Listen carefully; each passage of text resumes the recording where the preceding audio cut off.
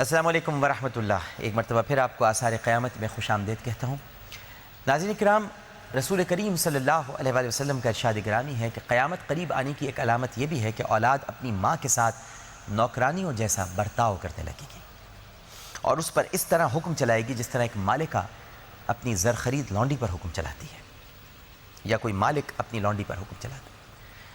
معاشرے میں بے حسی جس طرح پروان چڑھ رہی ہے اور دوسرے رشتوں کی طرح ماں کے مقدس رشتے کو بھی جس طرح پامال کیا جا رہا ہے، اس تناظر میں دیکھا جائے تو قیامت اب دور کی بات نہیں لگتی، کیونکہ ماں ایک ایسی مقدس ہستی اور ایک ایسا کردار ہے جس کی محبت کو مثال بنا کر ہمارے رب نے ہم سے اپنی محبت کی شدت کو بیان فرمایا ہے۔ جب پروردگار نے چاہا کہ اپنی مخلوق کو بتائے کہ وہ ان سے کتنی محبت کرتا ہے تو فرمایا، اے لوگوں، میں تمہیں تمہاری ماں سے 70 گنا زیادہ محبت کرتا ہوں۔ ماں کو اللہ تعالیٰ نے، کہنے والے کہتے ہیں کہ نہ جانے کس مٹی سے بنایا ہے کہ ماں کسی بچے کو روتا نہیں دیکھ سکتی، اس کو سینے سے لگا لیتی ہے۔ ماں کا رشتہ تخلیق کا رشتہ ہے، ایک ایسا رشتہ جس کی بدولت یہ جہاں قائم و دائم ہے، مگر آج کائنات کی اسی بنیادی رشتے کی حرمت اس طرح پامال کی جا رہی ہے کہ ہمیں اس دنیا میں لانے والی اور نہ جانے کتنی تکلیفیں اٹھا کر ہماری پرورش کرنے والی ماں کے لیے ہمارے پاس وقت نہیں ہے۔ ماں بظاہر تو ایک چھوٹا سا لفظ ہے، مگر اس لفظ میں جتنی مٹھاس ہے کسی دوسرے لفظ میں نہیں۔ کتنی آیات، کتنے واقعات اور کتنے معجزات اس ایک لفظ سے منسوب ہیں۔ تورات، زبور، انجیل، ہر آسمانی کتاب اس لفظ کی سچائی کی گواہی دیتی ہے۔ قرآن مجید میں ماں پر کوئی مکمل سورہ تو موجود نہیں، مگر ماں کا مختصر سا ذکر بھی حیران کر دینے والا ہے۔ سورہ قصص کی 7ویں آیت میں ارشاد ہوتا ہے،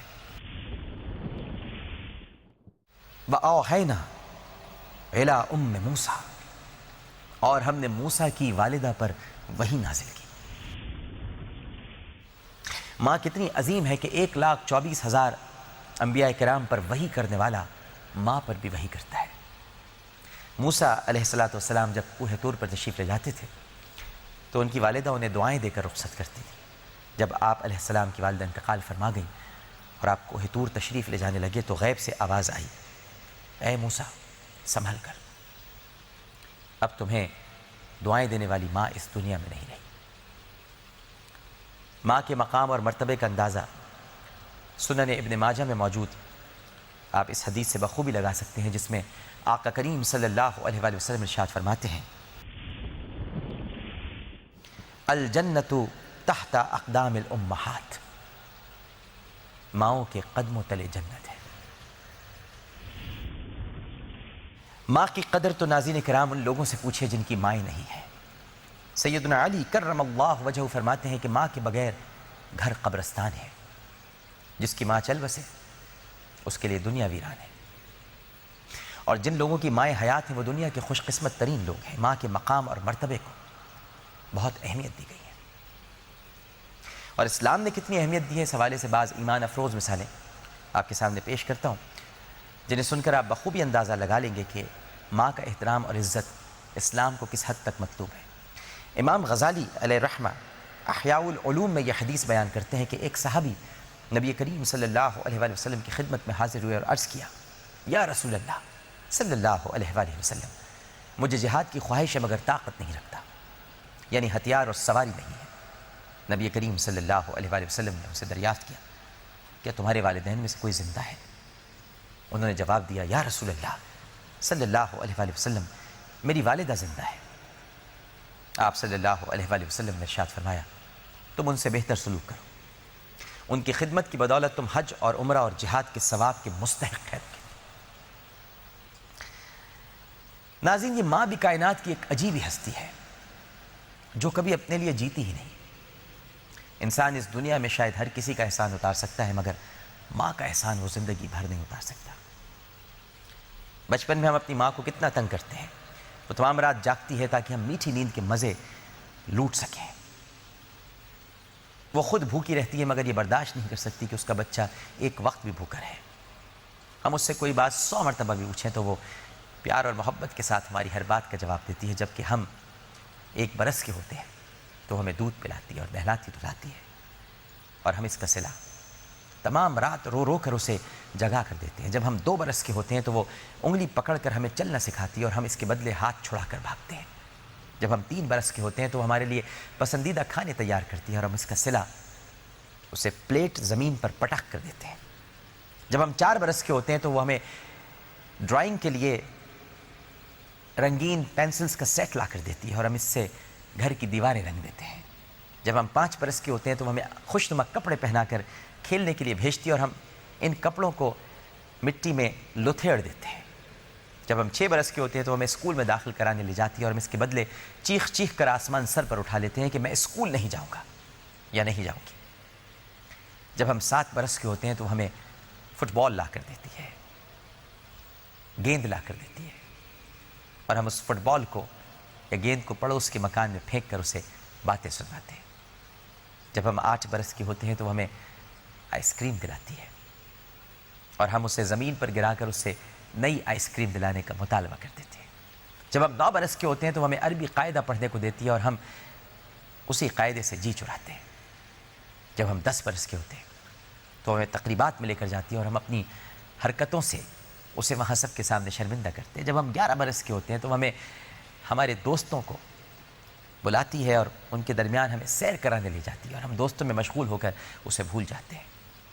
جب ہم 12 برس کے ہوتے ہیں تو ہمیں ٹیلی ویژن پر الٹے سیدھے پروگرام دیکھنے سے منع کرتی ہے اور ہم اس انتظار میں رہتے ہیں کہ وہ کب ادھر ادھر ہو اور ہم اپنے پسندیدہ پروگرام دیکھیں. جب ہم 13 برس کے ہوتے ہیں تو وہ ہمیں بال چھوٹے کرانے کا کہتی ہے اور ہم ماں سے کہتے ہیں کہ بال بڑھانا تو فیشن ہے امی جان. جب ہم 14 برس کے ہوتے ہیں تو ہماری خواہشیں پوری کرنے کے لیے اپنی جمع شدہ رقم ہمارے حوالے کر دیتی ہے تاکہ ہم اپنے اسکول یا کالج کے ساتھیوں کے ہمراہ ملک گیر سیر و تفریح کے لیے روانہ ہو سکے اور ہم گھومنے پھرنے میں مصروف ہو کر اسے فون تک نہیں کرتے. جب ہم 15 برس کے ہوتے ہیں تو ہمارے ساتھ بیٹھ کر وقت گزارنا چاہتی ہے اور ہم کمرے کا دروازہ بند کر کے بیٹھ جاتے ہیں.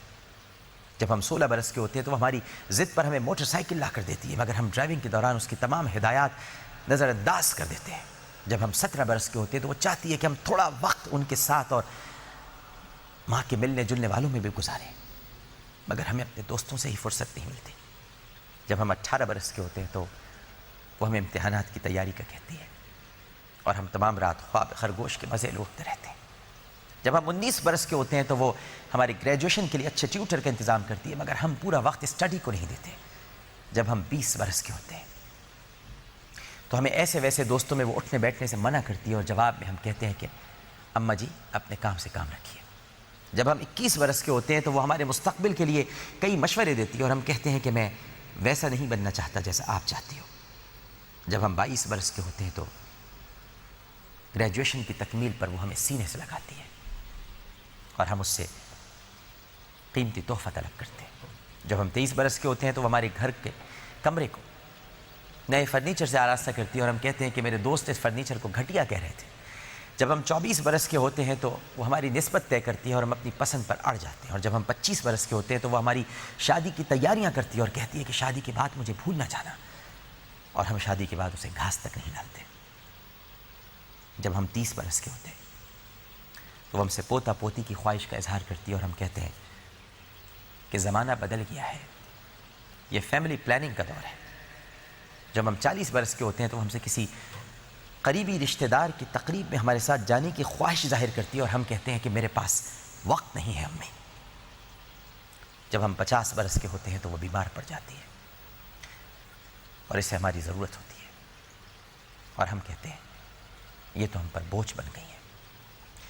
اور ایک دن آتا ہے کہ بالآخر اس عظیم ہستی کی موت واقع ہو جاتی ہے جسے ہم ماں کہتے ہیں. پھر ہمیں احساس ہوتا ہے کہ ہم کس قدر قیمتی ہستی سے محروم ہو چکے ہیں مگر تب تک بہت دیر ہو چکی ہوتی ہے. کیا یہ بات کسی قیامت سے کم ہے کہ ہمیں جنم دینے والی اور نہ جانے کتنی تکالیف اٹھا کر ہمیں پروان چڑھانے والی ماں کے لیے ہمارے پاس وقت نہیں ہے؟ آج دنیا کی گہما گہمی میں ہم نے اپنی سب سے مخلص ترین اور قیمتی ہستی کو فراموش کر دیا ہے. ناظرین کرام, یہیں چھوڑے جاتا ہوں آپ کو. چھوٹا سا وقفہ, وقفے کے بعد دوبارہ حاضر ہوں گے. السلام علیکم ورحمۃ اللہ.